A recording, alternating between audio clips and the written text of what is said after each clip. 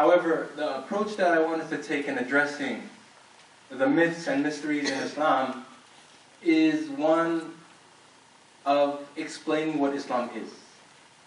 And in Arabic, this is known as mafhumul mukhalafa, understanding something through its opposite. Right? So sometimes, in order to understand what something is, you can understand that by what it isn't. Right? And in order to understand what something is not, you can understand it by what it is. So we're trying to understand and clarify some of these myths and mysteries about Islam, what we're getting out there in the media, maybe at school, maybe from our neighbors, maybe in our literature, right? And rather than going through each and every point, as you all know, it's a very long list. I don't know if I can limit it to a top 10, such as our honored guest here, right? It'd probably be a top 100 we'd have to go through. So I decided to, rather than going through those things, let's talk about some generalities of what Islam is.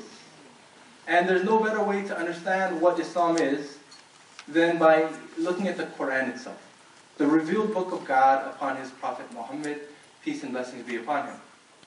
Now, there's no better way to understand what the Koran is and the message of the Koran than by understanding the opening chapter of the Koran, known in Arabic as Surah Al-Fatiha, the opening chapter. The opening chapter of the Quran, it consists of 7 verses. It's very concise, but very packed in meaning. And the Quran was revealed over the span of 23 years in bits and parts. However, the Quran and Surah Al-Fatiha, the opening chapter, was the first chapter of the Quran revealed in its entirety. So again, it was revealed over the span of 23 years, but the opening chapter was the first chapter revealed in its entirety. Not the first revelation. There was other revelation prior to it. But the first chapter in its entirety revealed was in fact the opening chapter. So if we want to understand the Quran in a 15-minute talk, then the best way to do that is by understanding the opening chapter, the Surah Al-Fatiha.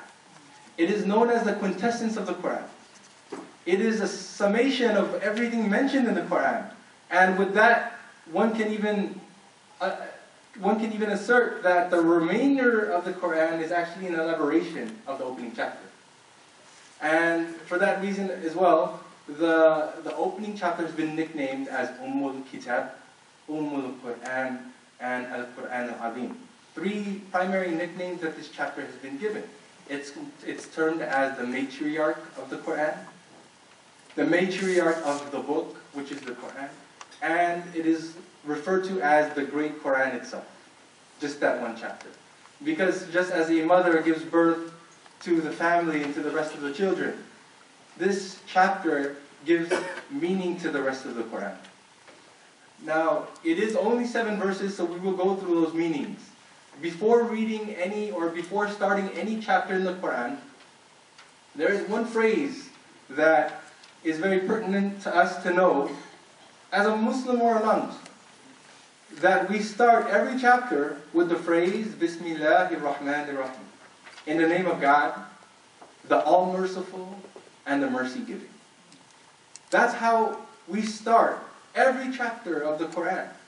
And if you will, this is almost an introduction, or a way that God introduces Himself before you read His words. That before you read these words, understand whose words you are reading. That these are the words of God. And what were the 2 characteristics that He chose to introduce Himself? The All-Merciful and the Mercy-Giving. Hence, dispel myth number 1 that Allah, or Allah, right, is the God of war, or is a God of wrath, or is a God of anger. Right?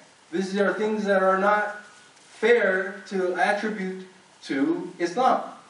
Because if you want to understand Islam, you have to look at Islam for what it is, and what it says about itself. So God introduces Himself as the most merciful, the all-merciful and the mercy-giving. Bismillahir Rahmanir Rahim. Right? And we say this at the beginning of everything we do, not just the Quran, so that we can remind ourselves that in order to complete the task that you're about to engage in, you need God.